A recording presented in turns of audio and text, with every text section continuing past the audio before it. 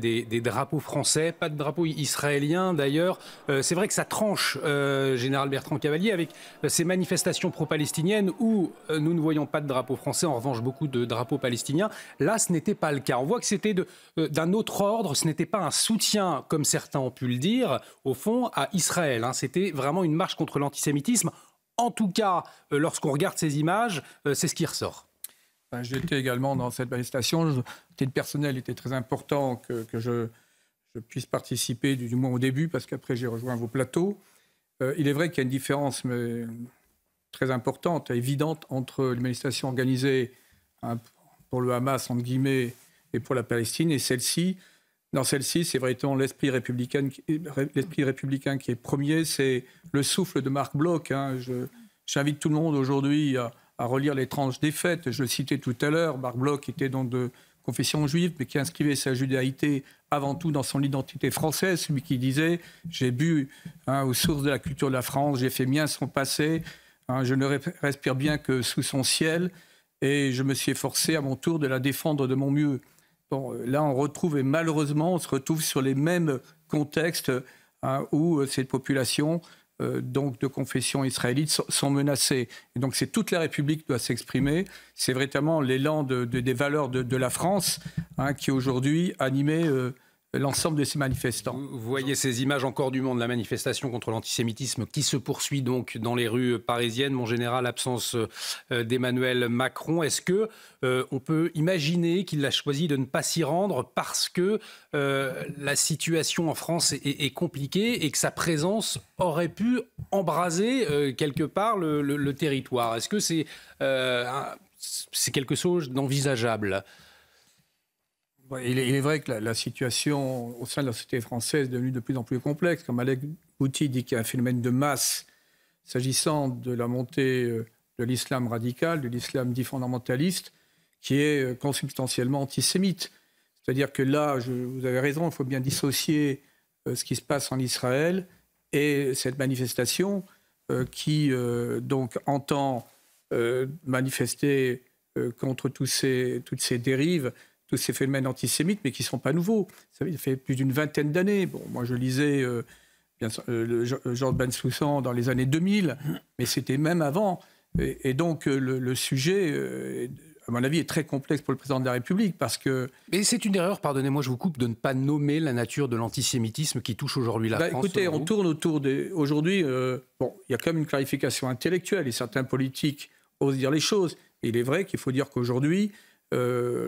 il y a un antisémitisme tout à fait résiduel au sein de ce qu'on appelle la droite dite populiste, puisqu'il y a eu quand même des racines antisémites, mais qui étaient, je dirais, très importantes et même structurantes sociologiquement dans la France de la fin du Xe siècle, du début du XXe siècle. Tout cela s'est totalement dissipé. Aujourd'hui, le véritable problème, c'est d'une part l'islam fondamentaliste, qui aujourd'hui confère le rapport de la DGSI, apprennent de plus en plus massivement la jeunesse dite musulmane, avec cette collusion des islamo-gauchistes qui font un calcul électoraliste et qui sont dans cette théorie selon laquelle le nouveau prolétariat, les nouveaux damnés de la terre, sont les musulmans. Donc le président de la République est face à déjà un sujet comme très complexe et qui en plus se situe dans un environnement qui est de plus en plus travaillé également par le fondamentalisme. Quand vous voyez, en tout cas, l'antisémitisme ouvert, ce qui se passe en Tunisie, en Algérie, la très grande prudence également du roi Mohamed VI, qui pourtant avait intégré la judaïté dans l'identité globale marocaine, sans compter ce qui se passe dans la rue dite arabe. J'emploie volontairement ce terme, cette expression de Kamel Daoud, parce que c'est très réducteur de parler que des Arabes.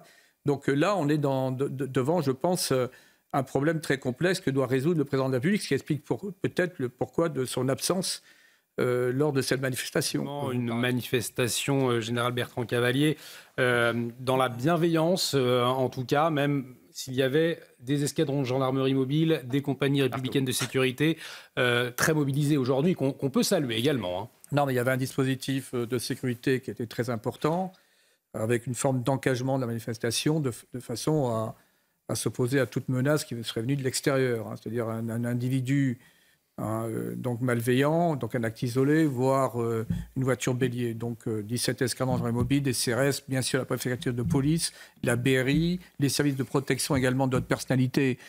Donc c'était un contexte très sensible et une opération très complexe à mener et qui s'est déroulée de la meilleure façon. Vous notez également qu'il y avait des drapeaux français. C'était très centré sur les valeurs républicaines, la défense d'une certaine idée de la France.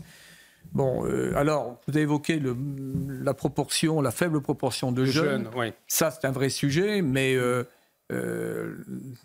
c'est peut-être là la vraie question aujourd'hui à se poser. Quand on parle de l'antisémitisme, et je vous rejoins, c'est comment arriver à toucher toute cette France, la France de la nouvelle génération, cette France de demain, pour qu'elle vive ces grandes idées de cette France républicaine. C'est un vrai sujet, c'est un vrai débat. Moi, je pense que ça va être compliqué. C'est vrai que c'est une interrogation, mon général, cette question civilisationnelle qu'on l'a un peu évoquée aujourd'hui, c'est un risque très clairement identifié, ce choc civilisationnel sur le territoire français, une importation du conflit israélo-palestinien ici en France, mais de manière violente. Alors, il y a les deux phénomènes qui se croisent aujourd'hui. Le choc civilisationnel, il ressurgit il y a environ 40 ans, 50 ans, avec tout ce travail de fond du wahhabisme, de la conférence islamique mondiale, des fréristes, et il va imprégner l'immigration française, avec parallèlement tout un processus de vide spirituel, de vide du sacré dans la société française. Donc en fait, ils ont le terrain qui est libre. Donc on a aujourd'hui, qu'on le veuille ou non, une confrontation sur une certaine idée de l'homme, une certaine idée de la société. Et c'est vrai que l'islam dit fondamentaliste, qui est quand même l'islam aujourd'hui dominant. C'est-à-dire que quand vous lisez le rapport de la DGSI sur l'état de la pénétration de l'islam fondamentaliste dans la société française, il est extrêmement clair.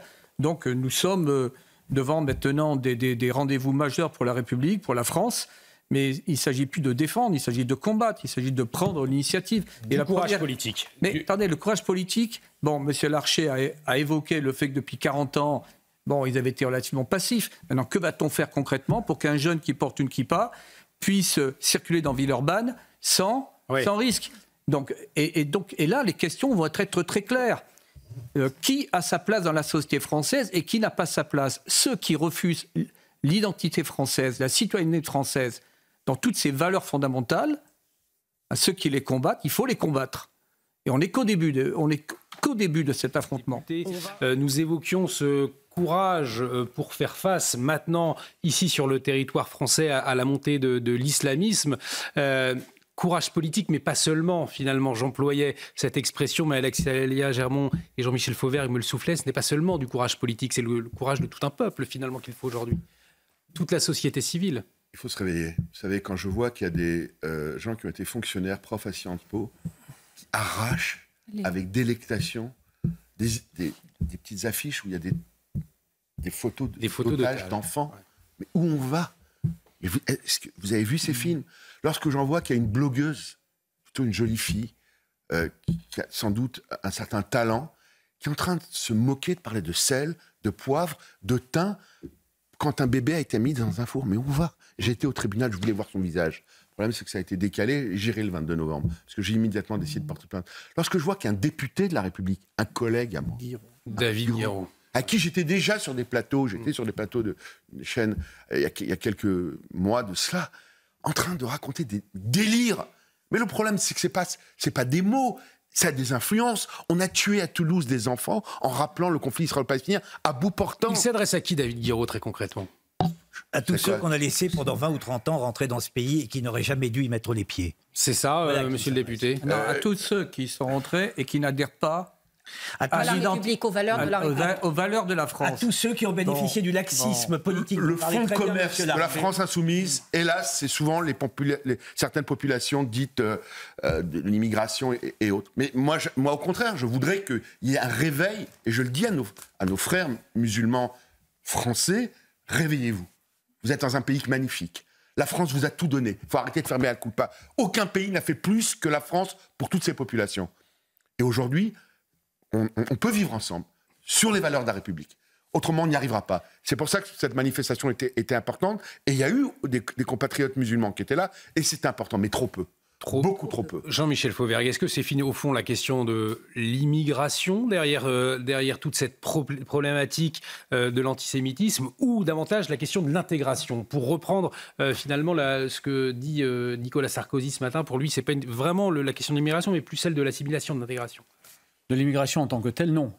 Et vous avez une immigration qui s'intègre assez rapidement. Donc vous parliez d'intégration, oui, certainement. Il faut partager les valeurs de la République, partager les valeurs de la France, et puis combattre, si j'ose m'exprimer ainsi, parce que là on parle du flux, mais combattre le stock, c'est-à-dire ce qu'on a chez nous, cet islam politique, ces islamistes, il faut les combattre pied à pied. Il faut combattre aussi le terreau du terrorisme qui se trouve un peu partout dans notre pays.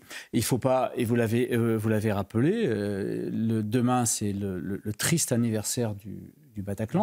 Du Bataclan et des terrasses. Où vous étiez, on le rappelle aux téléspectateurs. Et des terrasses. Ça n'est pas fini, il faut le combattre. Et pour éviter ça, effectivement, que d'un côté, les terroristes du Hamas doivent être détruits complètement, mais de l'autre côté, de notre côté à nous, il faut qu'on arrive aussi à identifier ces défis-là et à travailler dessus d'une manière. Et ça n'est pas suffisant. Il faut aussi réinculquer aux tout petits les valeurs de la République. Ça commence très jeune, très tôt. Il faut tout repeindre de haut en bas. Mais faut-il encore, mon général, que les personnes qui arrivent souhaitent également adhérer à ces... C'est très clair. Si elles ne le souhaitent pas, elles ne viennent pas. Mais elles viennent quand même. Si elles souhaitent... Non, attendez, on est face à l'histoire aujourd'hui.